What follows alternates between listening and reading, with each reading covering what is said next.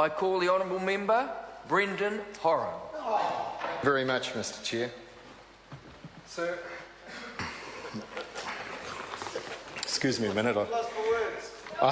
Not lost for words, sir. Just, but I take a call on part one, and I must say that I agree with much of the previous speakers' comments. It's quite amazing, sir, that in this day and age, when all over the world people are going with decentralisation, that this government is continually pushing on with centralisation of governments. And we have some real issues facing us in the next few years with the massive advances in technology. And with that, people will be carrying their laptops and what have you with them, their iPads as we do today, but with all of the digital literacies that are coming on board, it is actually good night CBD, and that's why we need to go to decentralisation, not centralisation. Sir, the intent of this bill is to attract developers to Auckland. It's very bad for nearly every council in New Zealand, except for Tokoroa, because Tokoroa did away with developer contributions and they're quite happy. But every other council, sir, it's going to cost them and the country in a whole, and ratepayers at the very end of it, tens of millions of dollars. And so we need to have these contributions because we need to be building facilities. We need gymnasiums and swimming pools for our senior citizens, sir. We need schools and universities for our senior citizens. We need to upskill our senior citizens, our children and our young people and existing workforces. And I'm very concerned that Auckland Council have said doing away with the contributions, they'll have to increase rates by 8.5%, which is incredible. But sir, I don't want to take up too much time, so I'd like to speak to SOP 463. It proposes three quite specific and technical amendments, and I thank Mayor Stuart Crosby of Tauranga and his officers for raising them with me.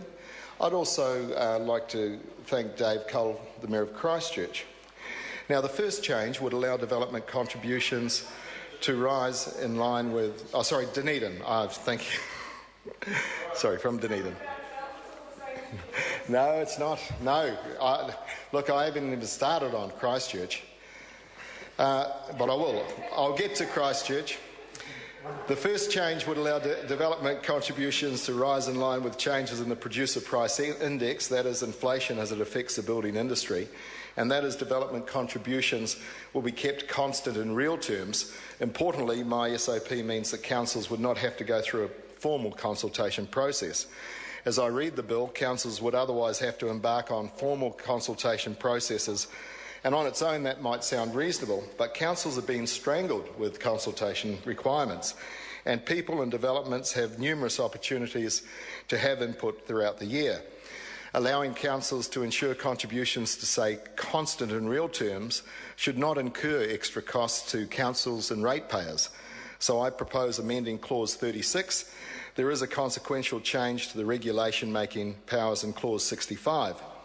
Now, the second change, sir, to Clause 53 is to ensure that cumulative effects of multiple developments on infrastructure will be taken into account.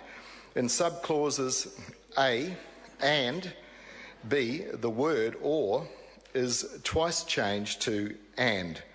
And yes, that would raise the bar, making an objection under Section 199C. And that is the intent, and it provides a more appropriate test that would have to be met. And finally, in Schedule 1, I would insert a savings provision, a new clause 5C in new Schedule 1AA. Councils do not collect contributions at one point in time, sir. They collect them over time. Indeed, as developments happen, council then fund and build community infrastructure when they have the money. So what has happened is that councils, such as Auckland, have collected some development contributions. So you could say, sir, that the jam jar is half full, when all of a sudden the government is just changing the goalposts.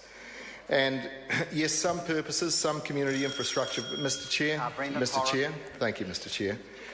Some community infrastructure purposes which are not allowed now will not be, which are allowed now, will not be allowed in a month or so when this bill comes into effect.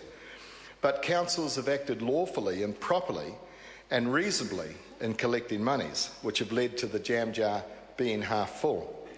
The amendment to the schedule will remove any doubt and allow councils to keep the money already lawfully in the jam jar and apply it to the new definition of community infrastructure. And that would seem to be a reasonable and fair way to cover off this transitional matter. Sir, by having to refund developers, it is going to cost Auckland City Council alone tens of millions of dollars for money that they have lawfully collected. And to change the goalposts, I mean, sir, earlier today I asked the question about could the government not move forward free medical care for children under 13, and I was given a reason why they had to wait 13 months. So to bring this law into fruition in such a short time is unreasonable, sir.